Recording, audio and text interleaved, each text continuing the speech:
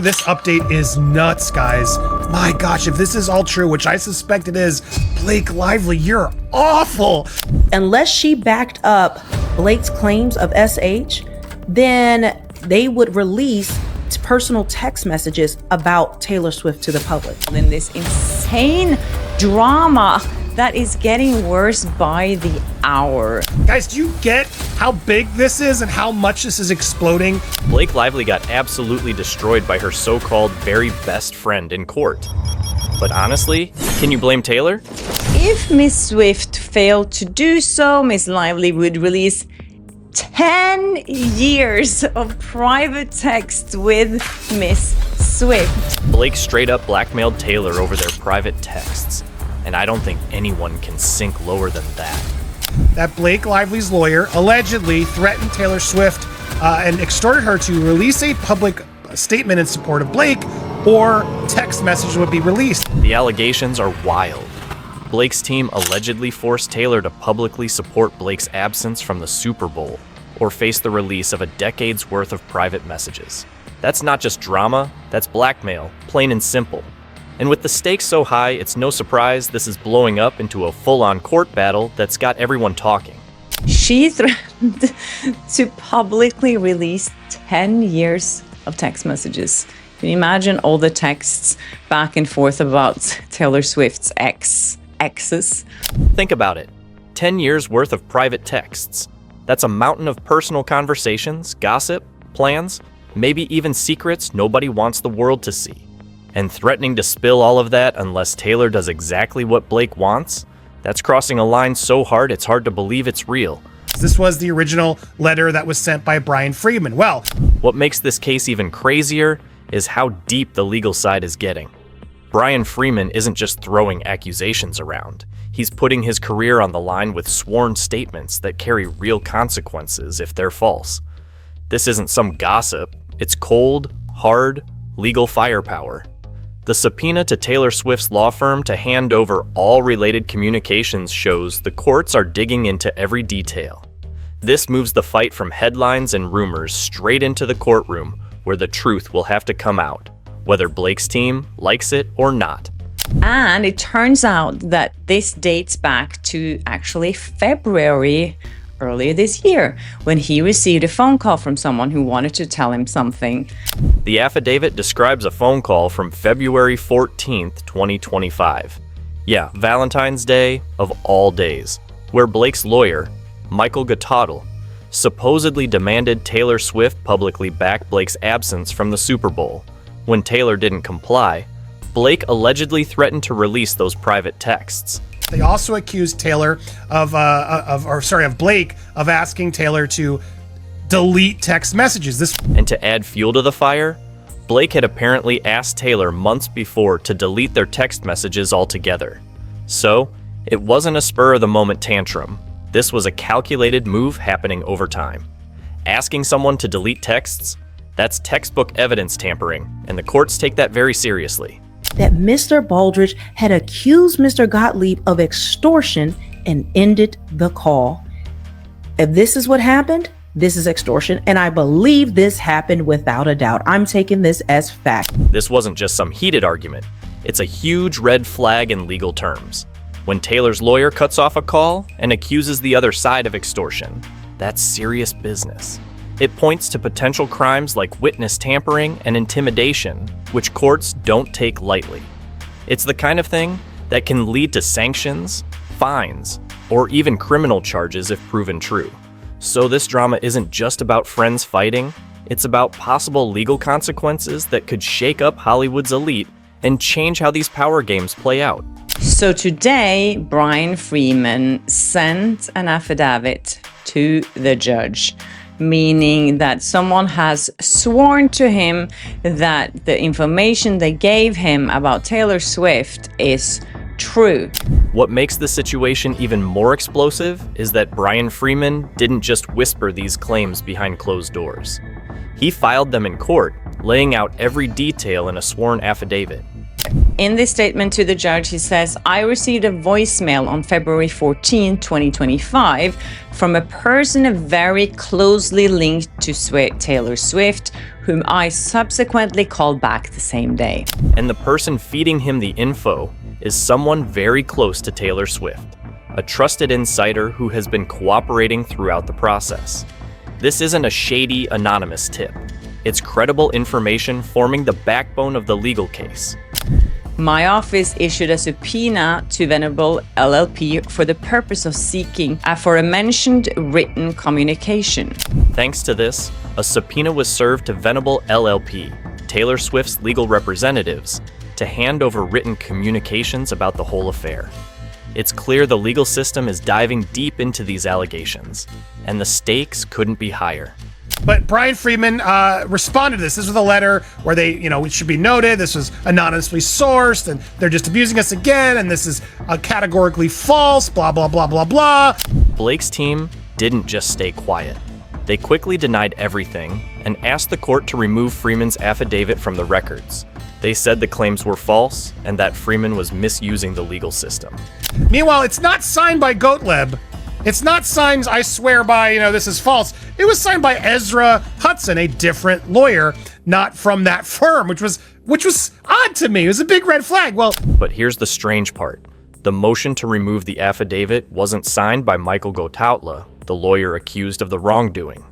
Instead, another law firm handled it, which made people wonder how strong their defense really is.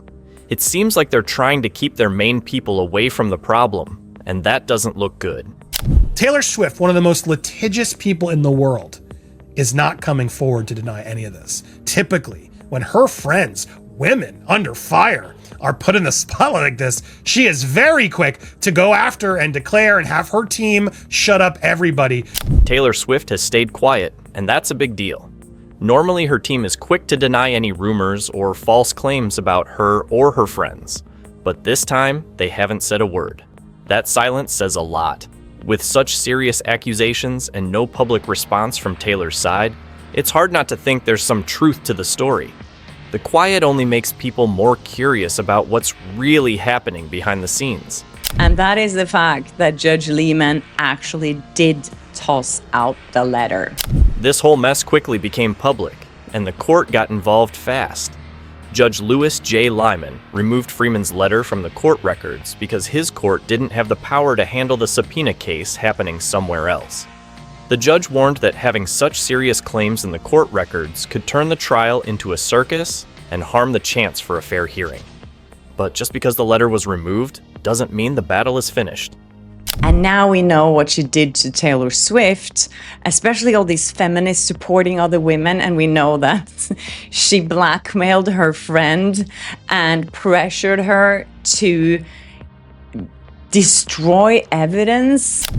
The impact on Blake Lively's image is massive. She's gone from a polished Hollywood sweetheart to someone accused of manipulating and blackmailing a superstar like Taylor Swift. Even some of her celebrity pals like Salma Hayek and Chris Pratt, who have been seen publicly supporting Blake and Ryan Reynolds, are now viewed with suspicion. Some interactions come off as awkward or staged, and the genuine friendship vibes have definitely taken a hit. The media tried to paint us who were defending Justin Baldoni, Jamie Heath, Wayfair, and all of them as misogynistic, and we just don't want to believe women. Where are all the Me Too people? Where are all the celebrity A-listers that should have her back? One of the most striking parts of this whole saga is the silence from Hollywood's broader community and the #MeToo movement. When a woman makes serious allegations, there's usually an outpouring of support. Hashtags, marches, statements from fellow celebs. But when Blake claims victimhood, that chorus is noticeably absent. It raises uncomfortable questions about who Hollywood really stands behind when the chips are down. They filed a motion to strike opposing his subpoena to Venable. Blake Lively's team didn't just sit back and take the heat from these court allegations. They jumped right in, but the way they did it raised more questions than it answered. Instead of having Michael Gotautla, the lawyer accused of pushing those shady demands, defend Blake directly. That move makes it seem like they're trying to hide something or stay distant from the situation. Finally, and most notably, the motion claims that the facts set forth in the 14th letter are unequivocally and demonstrably false, yet is unsupported by any sworn declaration to that effect, much less from Mr. Gotep. What's really telling, though, is the silence from the broader Hollywood community, especially the Me Too movement, which usually rushes to back women claiming harm. When Blake made her claims, the support from fellow celebrities and advocates was noticeably thin. That quiet absence speaks volumes. It's like the powerful web of Hollywood relationships has shifted, and Blake's credibility just took a major hit. The lack of rallying cries from the usual corners exposes how complicated and sometimes selective the industry's support can be. Again, I'm going to promote this shirt. I put it on again. Taylor Swift is declaring, I am nobody's dragon, girl. I am not your dragon. I've stayed quiet. I've stayed away. But girl, now that I'm getting dragged in this, you're about to get run over because I am not going to hold back. This scandal isn't just gossip anymore. It's turning into something bigger. Shirts and merch with sayings like, I am nobody's dragon, are showing up, standing against bullying and abuse of power. The story is now more than a court fight. It's a message to speak up when people use their power wrong. More and more people are paying attention, hoping for justice, and calling out lies and tricks wherever they happen. To this point is because all of the people out there, creators, all the people that have been digging into this, all the mommy sleuths that found things, have all of this together has created this moment when we starting to really see the truth there of what has happened. All of this is happening as the courtroom battle rages on behind the scenes. The legal filings, the subpoenas, the sworn affidavits, they're all pieces of a puzzle that's just beginning to come together. And while the drama might feel like just another celebrity feud, it's actually shining a light on how power, friendship, and justice collide in the most public and messy ways possible. The outcome of this case is massive, and as the pieces fall into place, the world will be watching closely to see how justice unfolds when celebrity meets the law. The way the legal fight and media drama are connected makes it hard to know what is really going on. The lawyers aren't just focused on the facts anymore. They are also thinking about how the news will spread and who will look good or bad in front of the public. The court system and the media are being used as tools to win the battle over reputation. I think unpacking those are really important, and just seeing all the connections and ties in Hollywood will really, open our eyes to just how corrupt they all are. What Blake Lively is accused of is very serious. Threatening to delete messages and trying to stop witnesses from telling the truth could lead to criminal trouble. If these things are true, it could make people in Hollywood lose trust in each other. It shows that even in a world full of glitz and glamour, there are real risks and serious problems behind the scenes. This case also reveals how celebrity culture and real justice don't always mix well. Sometimes it feels like the most important thing is protecting your image, not the truth. Taylor and Blake's fight shows how complicated and difficult it is to find justice when so much is at stake, including public opinion and money. This is a different case, a different type of thing, but it's the same thing. Where is all of Hollywood? But now it looks like maybe there's some blackmail on Chris Pratt, because that's how it seems they're moving with Taylor Swift, but Taylor Swift was not about that.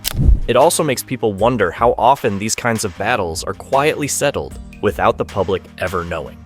When powerful people use the legal system to fight and control stories, it can be hard to hold anyone responsible. The Taylor and Blake case is a clear example of this struggle between truth and power. On the other side, Blake's lawyers are trying hard to stop this from happening.